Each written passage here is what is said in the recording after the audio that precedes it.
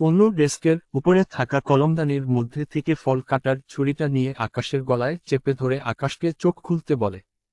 আকাশ তনুর কথায় চোখ খুলে দেখে তনু তার গলায় ছুরি ঠেকিয়ে ধরে আছে। আকাশ চোখ বড় বড় করে আশ্চর্য হয়ে তনুর দিকে তাকিয়ে তাকিয়ে থাকে। আর তনু আকাশের আশ্চর্য হয়ে তাকানো দেখে জোরে জোরে পৈশাসিকভাবে হাসতে আরম্ভ করে। তনুর হাসি দেখে মনে হচ্ছে তনু এই দিনটার জন্য বহু সময় ধরে অপেক্ষা করে বসেছিল। আকাশ পুরো বাকরুদ্ধ হয়ে গেছে তনুর আচরণে। বুকের ভিতরে সমুদ্রের ঢেউয়ের মতন উথাল পাতাল করতে শুরু করেছে আকাশের। চোখ জোড়া বড় বড় হয়ে গেছে। যে কোনো মুহূর্তেই তনু ছুরিটা চালিয়ে দিয়ে আকাশের নিঃশ্বাস বন্ধ করে দিতে পারে। আকাশের কপাল বেয়ে ঘাম ঝরছে। আকাশ এই পরিস্থিতি থেকে মুক্তি পাওয়ার তাড়নায় নড়াচড়া করতে থাকে। আকাশকে নড়াচড়া করতে দেখে পাশ থেকে তনু আকাশকে বলে, নড়াচড়া করিস না, তাহলে আরো কিছুটা সময় বেশি বাঁচতে পারবি। না হয় নড়াচড়া করলে রাগের মাথায় তোর উপরে এখনই চালিয়ে দিব। আকাশ নড়াচড়া বন্ধ করে দেয় তনুর কথায়। এরপর করুণ সুরে তনু জিজ্ঞাসা করে, তনু আমার সাথে কেন তুমি এমনটা করছো? আমি তো অনেক বড় কোনো অন্যায় করিনি তোমার সাথে। আর যেটা করেছি সেটার জন্য তো তুমি আমাকে শাস্তি দিয়েছ। তাহলে কেন আবারও এমন করছো তুমি আমার সাথে? কারণ তোকে নামা রাবদি আমার শান্তি হবে না। আর তুই আমার সাথে যেই অন্যায়টা করেছিস সেটা তোর কাছে সামান্য মনে হতে পারে, কিন্তু আমার কাছে নয়। তাই তোকে এবার সাজা পেতে হবে। আমি তোকে দুনিয়ায় কোলাহল থেকে মুক্ত করে দিব। তোর মতন মানুষ দুনিয়ায় বেঁচে থেকে কোনো লাভ নেই। তনু প্লিজ এমনটা করো না। আমার বাসায় মা আর ছোট বোন আছে। আমার কিছু হলে ওরা না খেয়ে রবে। ক্ষমা আমায় কর তুই। তোর অনুরোধটা আমি রাখতে পারবো না। আর তোর মা বোন না খেয়ে রলে তাতে আমার কি? আমি তো প্রতিশোধ নিব। আকাশের বুকের ভিতরটা ধুকপুক ধুকপুক করছে। ভয়ে হাত পা ঠান্ডা হয়ে গেছে। চোখের কোণে পানি এসে জমা হয়েছে। অবশ্য আকাশের ভয়টা নিজেকে নিয়ে নয়। ভয়টা হচ্ছে ছোট বোন আফিয়া এবং তার মা কে নিয়ে। তার কিছু হলে তার মা বোনের দেখাশোনা করার মতন কেউ নেই। আকাশ চোখের কোণে পানি নিয়ে আবারও তনু অনুরোধ করে বলে, তনু আমায় নামা, রলে কি হয় না? আমি এত জলদি রতে চাই না। আমি অন্তত দুনিয়ার মায়া ত্যাগ করার আগে মা আর বিশেষ করে আফিয়ার জন্য কিছু করে যেতে চাই। প্লিজ আমায় এবারের মতন ক্ষমা করে দাও। আকাশ তনুর কাছে অনুরোধ করার সময় এবার আকাশের চোখের কোণে জমে থাকা পানিগুলো নিজের অবস্থান ত্যাগ করে আকাশের গাল বেয়ে পড়তে থাকে। সাথে দাঁড়িয়ে থাকা তনু আকাশের চোখ বেয়ে পানি পড়তে দেখে হাতে থাকা ছুরিটা ফিক্কা দিয়ে দূরে ফেলে দেয়। এরপর বানরের মতন টুকুস করে লাফিয়ে আকাশের কোলের মধ্যে বসে আকাশের গালে হাত রেখে বলে, এই পাগল তুমি কান্না করছো কেন? আমি তো তোমার সাথে এত সময় ধরে মজা করছিলাম। আর দেখো তুমি কাঁদছে শুরু করেছো। আরে পাগল, আমি তোমায় রতে যাব কেন বলো তো? তুমি কি আমার পাকা ধানে মই দিয়েছ নাকি? তাহলে কেন আমি তোমায় রতে যাব? আমি তো তোমার সাথে এতটা সময় মজা করছিলাম। আর কাউকে রে ফেলা কি এত সহজ? অফিস ভর্তি মানুষ। আমার ভিতরে যদি ওইরকম কোনো কিছু থেকেই থাকতো, তাহলে আমি তোমায় অন্য কোথাও নিয়ে যেতাম। এই অফিসের মাঝে এসব করতাম না। আকাশ, আমি সত্যিই মজা করেছি। আর তোমার উপরে গত 5 বছর আগেরকার বিষয় নিয়ে এখন আমার আর কোনো অভিযান নেই। হ্যাঁ, একটা সময় ছিল, তবে সেটা এখন শেষ হয়ে গিয়েছে। কারণ মানুষ বলতে ভুল। তাছাড়া মাও বলেছে অতীতের বিষয় নিয়ে বর্তমানে রেশ মেটানোটা বোকামো। যা হয়েছে সেসব গত 5 বছর আগেই শেষ হয়ে গিয়েছে। আমি তোমার উপরে আর রেগে নেই। আর একটু আগের সব কিছু ফাজলামো ছিল। এবার দেখি শান্ত হও। কোনো আকাশের সাথে এতটা সময় ফাজলামি করেছে কথাটা শুনে আকাশের স্বস্তি ফিরে আসে। আকাশের দুশ্চিন্তা কমে যায়। তবে সে চুপ করে থাকে। কোনো প্রকার কথাবার্তা বলে না তনুর সাথে।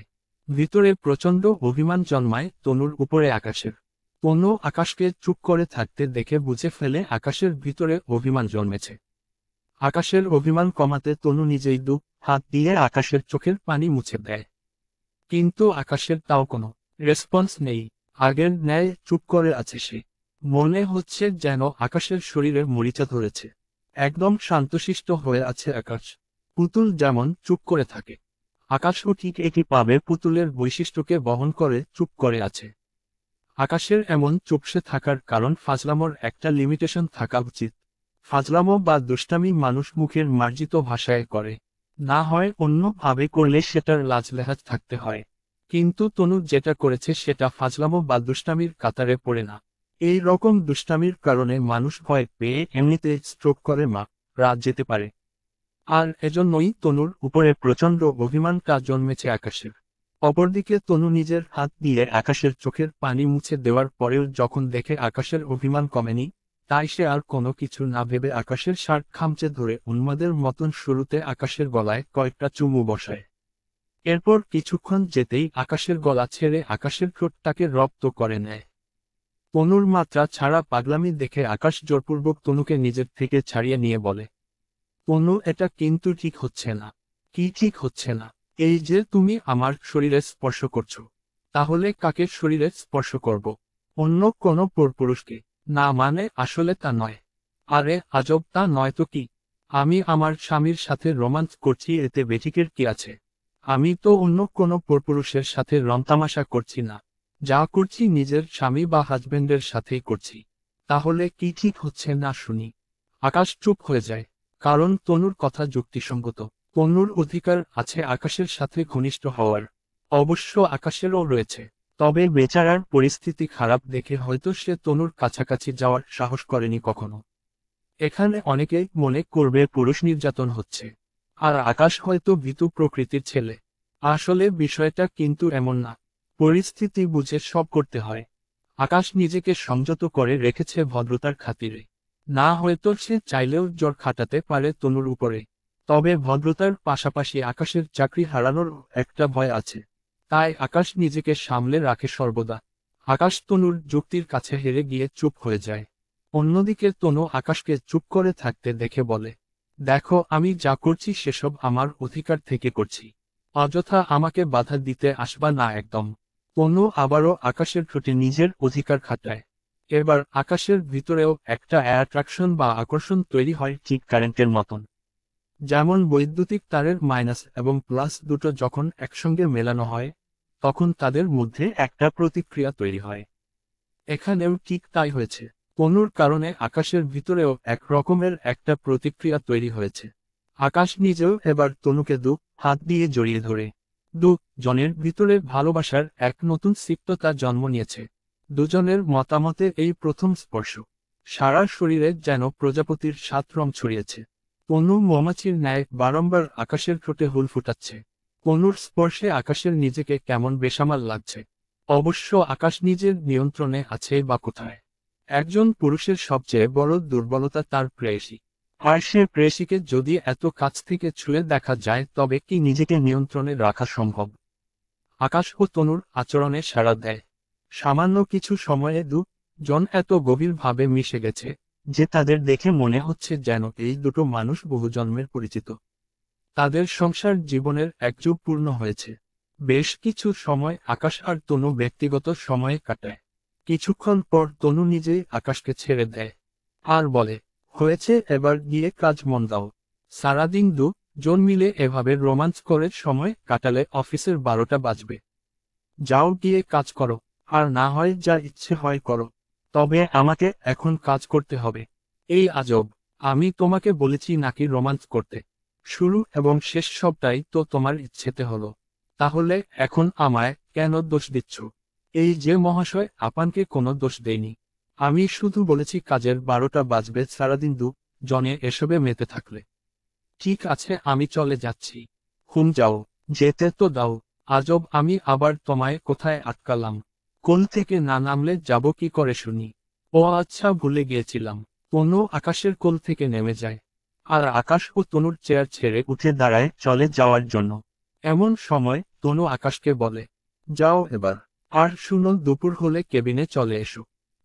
জনে একসাথে দুপুরের লাঞ্চ করব। আচ্ছা ঠিক আছে। আকাশ কেবিন থেকে বেরিয়ে যাওয়ার উদ্দেশ্য হাঁটা দিয়ে কয়েক কদম সামনে যেতেই তনু আবারও পিছন থেকে আকাশকে ডাক দেয়। এই আকাশ, শুনো। আবার কি হলো? দেখো, আজ থেকে তোমাকে আর অফিসের কেউ কিছু বলার সাহস পাবে না।